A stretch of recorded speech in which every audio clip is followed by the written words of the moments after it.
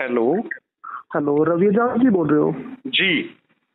Sir, मैं प्रमोद डांडा बोल रहा हूँ डीवी लाइव न्यूज से।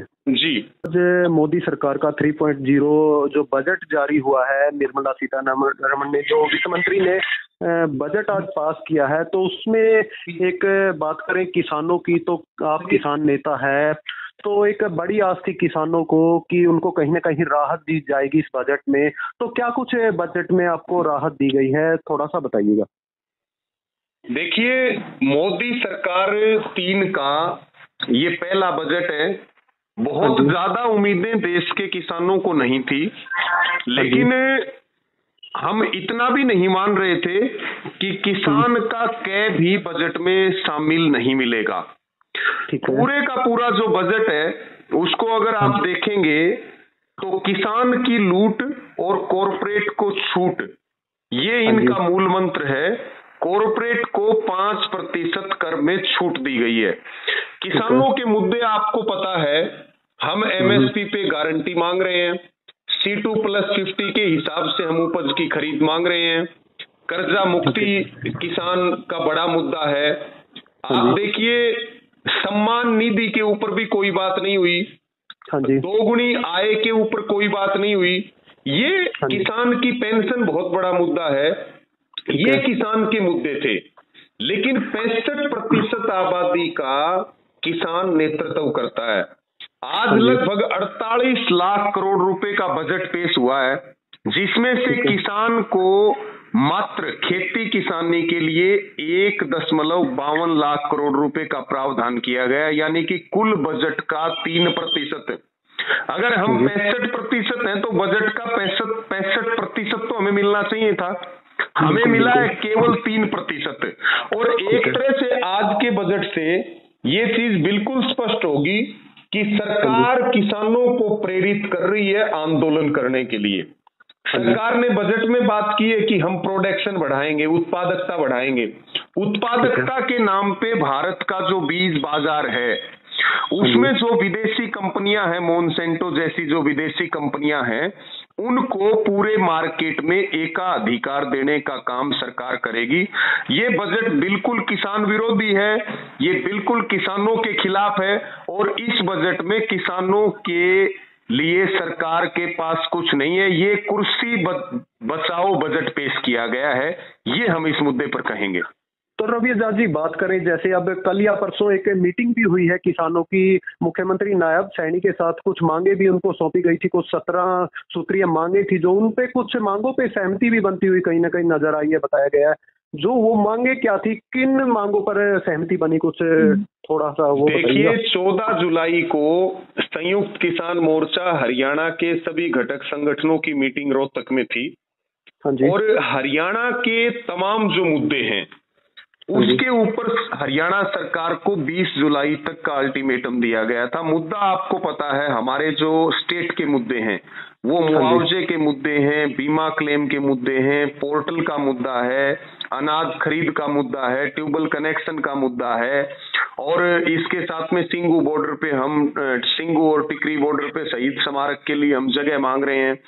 इसके अलावा जो है एमएसपी का मुद्दा है, हरियाणा के किसान मजदूरों की कर्ज मुक्ति का मुद्दा है, पेंशन का मुद्दा है, और मनरेगा का उसमें मुद्दा है, मनरेगा को खेती के साथ जोड़ने का, एक संपत्ति सती वसूली अधिनियम का मुद्दा है, मृत शरीर का सम्मान अधिनियम का मामला है, भूमि अधिग्रहण कानून 2013 को सरकार लागू करे।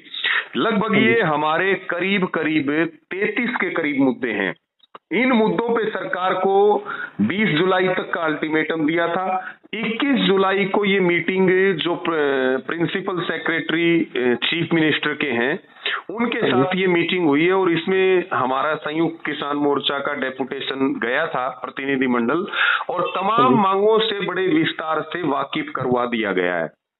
बात ये है कि चुनाव का समय है, तो जाहिर तौर पे सरकार चाहेगी कि किसानों के विरोध को रोका जाए।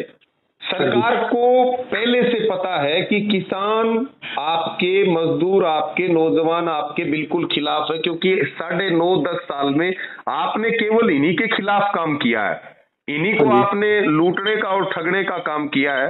तो वो मांग पत्र दिया है। कुछ मांगों पे उन्होंने सकारात्मक जवाब दिया, सकारात्मक रवैया दिखाया। वो मांगे अभी पूरी नहीं हुई है। ठीक है। मांगे जब तक पूरी नहीं हो जाएंगी तब तक हम ये बिल्कुल नहीं कह सकते कि मांग पूरी होगी। और जो संयुक्त किसान मोर्चा का निर्णय है उस निर्णय के ऊपर पूरा हरियाणा फूल चढ़ाने का काम करेगा, जो राष्ट्रीय स्तर के हमारे मुद्दे हैं। और ये जो प्रमोद जी, ये बीमा मुआवजा, ये हमारी मांग नहीं है, ये हमारा हक है। अगर सरकार इनको दे करके ये कहेगी हमने आपकी मांग मान ली, तो इसका मतलब सरकार की नीयत ठीक नहीं है। मुद्दे हैं जो पॉलिसियों में बदलाव करने के, कानूनों में बदलाव करने के। जी ठीक है। तो जिस प्रकार लोकसभा के अभी चुनाव हुए थे तो काफी नाराजगी जो है वो कहीं ना कहीं किसानों की नाराजगी जो है वो दिखाई भी दी। हरियाणा में जो है 5 सीटें भाजपा को गंवानी भी पड़ी और अब विधानसभा चुनाव भी नजदीक है, लेकिन फिर भी कहीं ना कहीं किसानों को एक आस थी, फिर भी किसानों को कुछ इस बजट में अच्छा खासा नहीं कुछ मिला। तो कहीं ना कहीं अब विधानसभा चुनाव में किसानों की क्या नाराजगी जो है वो जाहिर होगी? देखिए, एक बात स्पष्ट रूप से है, जो हमारे राष्ट्रीय स्तर के मुद्दे हैं, राज्य स्तर के मुद्दे हैं, जो हमारे लोकल इश्यूज हैं, तो संयुक्त किसान मोर्चा ने ये बिल्कुल फैसला कर दिया है। सरकार नई बनी है और 16, 17, 18 जुलाई को ज्ञापन के माध्यम से बजट सेशन से पहले हमने सरकार को चेता भी दिया और आपने देख भी लिया कि बजट कैसा पेश हुआ है। सरकार की सीटें घट गई, बीजेपी को बड़ा नुकसान हुआ, उसके बाद भी अहंकार 7वें आसमान पे है। अब भी संयुक्त किसान मोर्चा की जो 10 जुलाई को दिल्ली में मीटिंग थी, उसमें जो 4 राज्यों के विधानसभा चुनाव है, जिसमें हरियाणा प्रमुख तौर पे है, क्योंकि हमारा मानना है कि हरियाणा से बीजेपी जाएगी तो एक तो हरियाणा का भला होगा और दूसरा पंजाब से जो ट्रैक्टर दिल्ली, पंजाब के अमृतसर से ट्रैक्टर चलेगा और वो जाकर के सीधा दिल्ली रुकेगा। ये हरियाणा को जीतने के लिए शाम दाम दंड भेद सारे उपाय अपनाएंगे, क्योंकि इनको पता है हरियाणा से सत्ता गई तो केंद्र में इनकी 3 टांग की सरकार लंबे समय तक चल नहीं पाएगी। इसलिए संयुक्त किसान मोर्चा का जो लोकसभा में फैसला था वही विधानसभा में फैसला है। सवाल भी पूछे जाएंगे, जवाब भी लिए जाएंगे और हमारी जो मोर्चे का निर्णय है, बीजेपी का विरोध करो, बीजेपी की पोल खोलो और बीजेपी को सजा दो, बीजेपी को वोट की चोट की हम अपील करेंगे। जो बीजेपी के सामने सबसे मजबूत प्रत्याशी है उसको वोट देंगे और दिलवाने का काम करेंगे, चाहे वो किसी भी दल का हो और चाहे वो भले ही निर्दलीय हो। तो कहीं ना कहीं ये बजट कहीं ना कहीं किसानों के फायदे के लिए बिल्कुल भी नहीं साबित हुआ। नहीं, आपका कहना ये बजट, इसमें किसान का तो कै भी नहीं है, क्या भी नहीं है। ये आजादी के बाद सबसे घटिया बजट है, जिसको रद्दी की टोकरी में डाल देना चाहिए। सरकार को बचाने का बजट है। सरकार कह रही है नया कुछ देंगे नहीं, जो है उसको छोड़ेंगे नहीं। तो लास्ट सवाल ये रहेगा रवि आजाद जी, जैसे पेट्रोल, देखिए डीजल पे दाम घटाना, डीजल पे दाम घटाना हमारी मांग थी। कीटनाशक दवाइयां, बीजों के दाम घटे, कोई बात ही नहीं हुई उसके ऊपर। हाँ जी। तो लास्ट सवाल ये रहेगा कि जैसे हरियाणा में अब मनोहर लाल की जो सरकार जो है वो बदली गई, कहीं ना कहीं 6 महीने जो बचे हुए थे, अब नायब सैनी की सरकार जो है वो चल रही है, कहीं ना कहीं घोषणाओं का दौर जो है लगातार जारी है, उसको किस प्रकार आप देखते हैं? देखिए, चेहरे बदलने से, विज्ञापन निकालने से सरकार की नीति और नीयत नहीं बदलती कभी भी।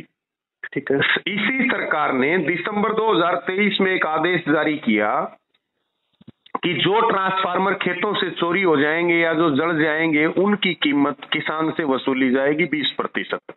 हाँ जी। बाद में अभी जुलाई में, अभी 4 दिन पहले उस आदेश को वापस ले लिया गया। उसके बाद सरकार ने बड़े बड़े विज्ञापन दिए कि नायब सिंह सैनी सरकार का किसानों के हित में बड़ा फैसला।